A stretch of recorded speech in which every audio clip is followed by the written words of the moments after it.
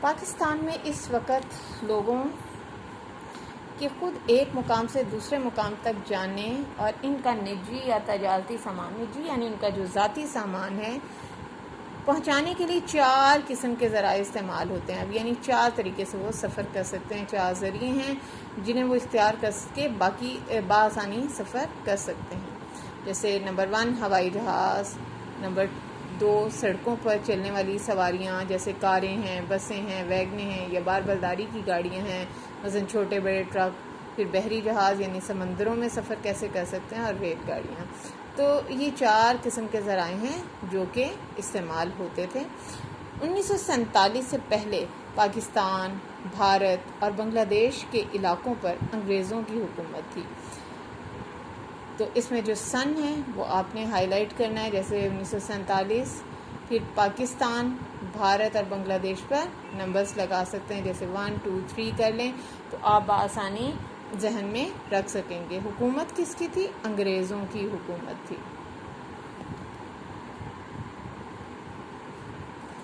اس پورے علاقے کو جنوبی ایشیا کہتے ہیں. اب جنوبی ایشیا میں کون سے علاقے تھے؟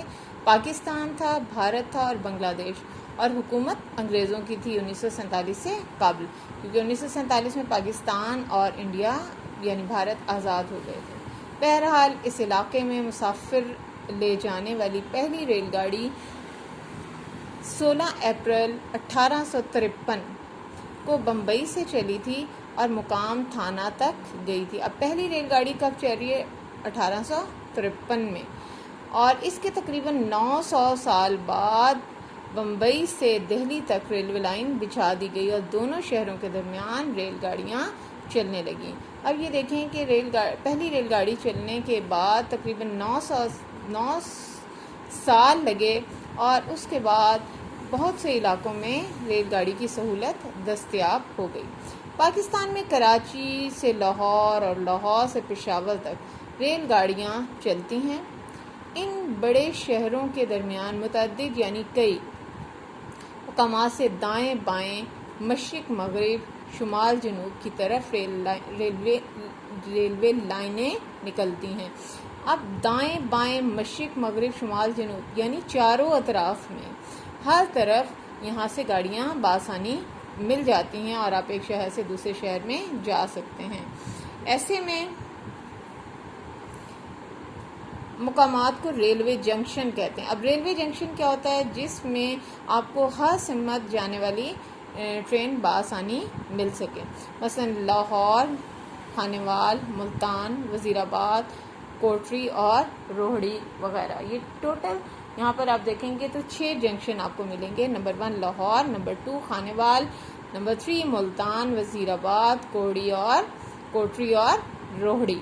تو یہ اب جتنے بھی نام آپ نے یہاں پہ دیکھے، جیسے مرزا غالب ہیں، کلکتہ ہے، لاہور، خانیوال، ملتان، وزیر آباد، کوٹری وغیرہ، اور پاکستان، کراچی، لاہور، پشاور، یہ سب کے سب بیٹا اسم معرفہ ہیں.